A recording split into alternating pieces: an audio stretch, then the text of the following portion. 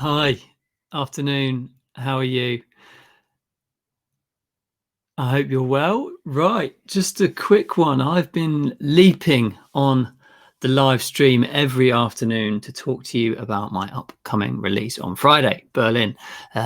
It's launch week, which is exciting as an author. It's nerve-wracking as an author. It is exciting because it's sort of the end of the process, end of the writing process. It's nerve-wracking because I sort of think, people have liked my first two books. What are they going to think about this third one? Have I done it right? What's it like? A few people have read it, and we had a couple of people jump in on the chat yesterday who talked about that, and that was brilliant. Put their comments in there. That was brilliant. But just it's nerve-wracking to put that out and go, have I?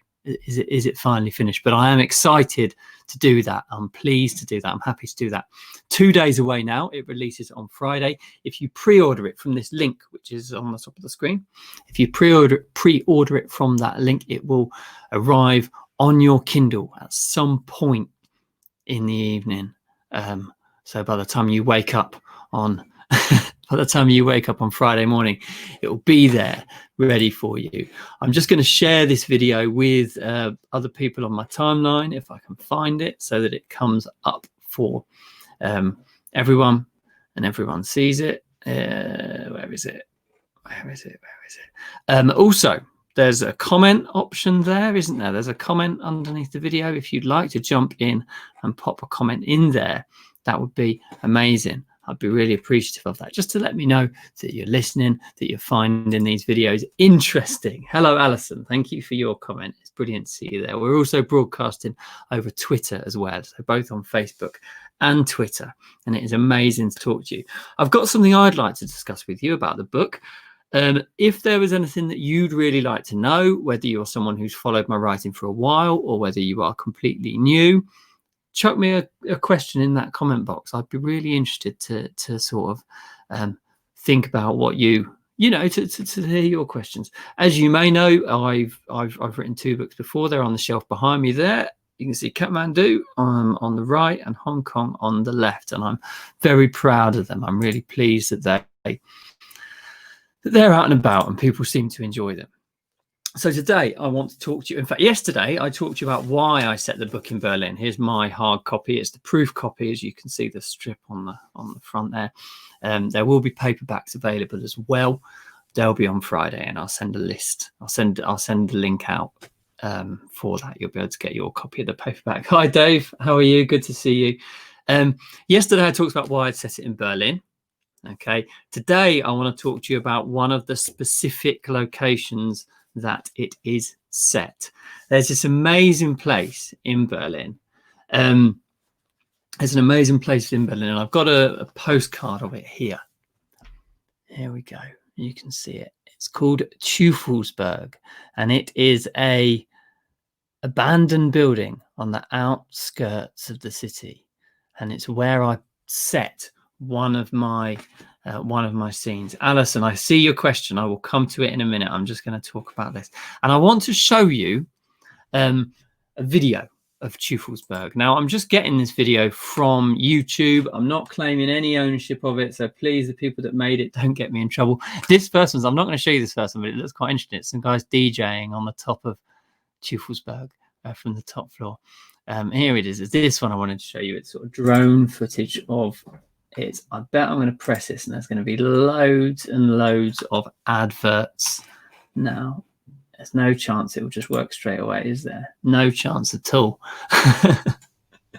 So yeah, I'm just going to play this whilst I'm talking to you, so that you get an impression of what this place is like. And I'm going to read an excerpt from the book as well to give you that idea. But it is an absolutely fascinating place. An absolutely fascinating place out in the suburbs, sort of on top of this hill. You see it there from all over the city. This big sort of abandoned thing on the hillside. Yeah, it wasn't going to work, was it? No way it would chart. No way it was just going to load for me. It will probably jump in a minute. If you've just joined us, I am talking about my new book, Set In. So within Berlin, I'm just waiting into action. First time I've actually tried playing this before. Let's skip through this first bit. Yeah, it's a really, really fascinating place. And whilst this is playing, I'm going to read you an excerpt from the novel itself. Here we go. I wanted to find one that was drone footage, you see. Right, hide that. There we go. The quality of it's not great. I apologize. You saw it on YouTube there. You can go and sort of watch it yourself. As you can see, though, it is just an amazing place, sort of in the middle of nowhere, in the woodland there. As in the woodland there, you can see it's sort of on this hill outside Berlin. Okay. So I'm going to read an excerpt from the book. It's quite far back in the book, this one, and I want you to just sort of imagine the place that I'm sort of envisaging as I do this. I'll put screen split so you can see me in it a little bit as well. Chapter 64, this part. The driver slid down the window and handed Boyer a torch. Boyer snapped it on. "Leave your phone with Annalisa," Boyer said, turning to Leo. "We can't risk anything here." Leo was about to argue, but something in Boyer's stare told him not to. He took out his phone and passed it through the window to Annalisa. And this top floor here that you can see is where some of the action is set on this video. Yes, Alison, I'll post the link in the comments afterwards so you can watch it through. It's a fascinating thing. And you can see the city on the horizon there. "She'll look after it for you. I'll look after it for you," she said, adding a wink. Boyer turned and walked towards the gate. Leo followed the billowing green coat. Boyer pulled open the gate and stepped through.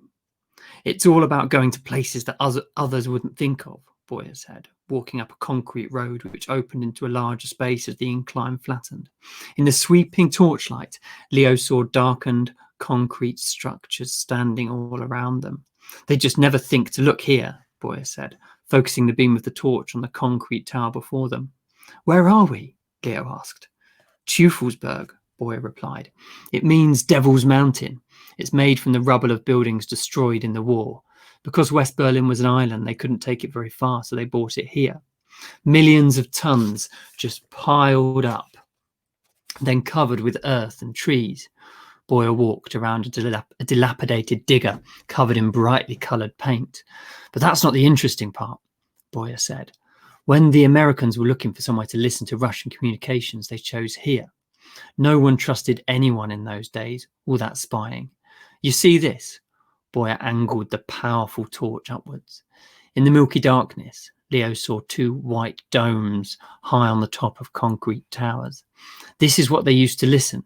They used to pick up radio signals, that sort of thing. No one knew what they were doing up here. Now it makes the perfect place for us too. You know what I mean?" Boyer turned and shot Leo a look with those cold, blue-grey eyes. "We can do what we like on the Hill of the Devil." Boyer opened a large metal door. It creaked on ancient hinges. "This way," he said, his voice echoing from the bare concrete walls. Leo followed. Around them, like much of Berlin, the walls were covered in graffiti. To the right, someone's initials appeared beneath a phrase in a language Leo couldn't read. Water dripped somewhere. Boyer led them up a staircase in the centre of the building. The resonant echo of their footsteps pounded like rain as they climbed. Leo tried to estimate how far they'd climbed. 2 or 3 stories, perhaps. Ahead, the stairwell opened out. Leo felt the nighttime air against his face. Reaching the top, Boyer stepped forward into the space. He shone his torch left and right. It took Leo a few moments to notice the view. He looked out above the canopy of trees. Down the hillside, treetops glimmered beneath the pale moonlight, and beyond, the city gleamed like a restless ocean. Leo recognized the red and white needle of the television tower at Alexanderplatz flickering into the sky. "Good view, yeah," Boyer said, as Leo took a tentative step forward. He wasn't going to get too close to the edge. The railing looked flimsy, and he knew they were high above the ground. high enough not to go too close. So yeah, there you are. I'm not going to show you any more of that because it goes on to reveal some things about the story in that chapter, which I don't really want you to know yet. I will post the link of this video. I'm sorry it's been a bit glitchy, but I think you got the the idea of what the place looks like and why that might be inspiring. Unfortunately, I've been there twice. Both times I've been to Berlin. I've not managed to actually get into the place yet. It's only open certain days, certain times, and that's can be quite unreliable. So I've not been able to get in to actually see that view from the top. But from videos like that and from photos, I've put that into the book. Alison asks a question. Here we go. Are the characters Leo and Allissa based on people you know or you have met? Interesting question. No, not really, actually. I suppose there are parts of people I know and people I've met in them, but no one particularly that they've been based on. I don't know how someone would feel about being put as sort of a main character in a book. I've put sort of sub characters that I've met more directly, but I suppose I've been quite careful not to make them a direct copy of it. Dave Cross, ooh, nice. I suppose that's to do with the view of Teufelsberg there. In fact, Dave was with me one of the times we went to Berlin, so he knows what it's like, what the place is like. Okay. Thank you so much for joining me today. It's been fantastic as ever to share these things with you. I'm going to do one more of these tomorrow, which will be another pre-launch of them, and then I will do one on the launch day on Friday as well, which will be just like it's out now, brilliant sort of thing. But I'm really excited to share this with you. As I say, there's the link on the top of the screen, lukerichardsonauthor.com/Berlin. I want you to go there whenever you get the opportunity. Follow that link and pre-order this book, please. And as I say, then it will arrive promptly on your e-reader at some point. I think it's around midnight on the day, just the morning of the release day. Okay, thanks so much. I will talk to you at 2 o'clock tomorrow afternoon.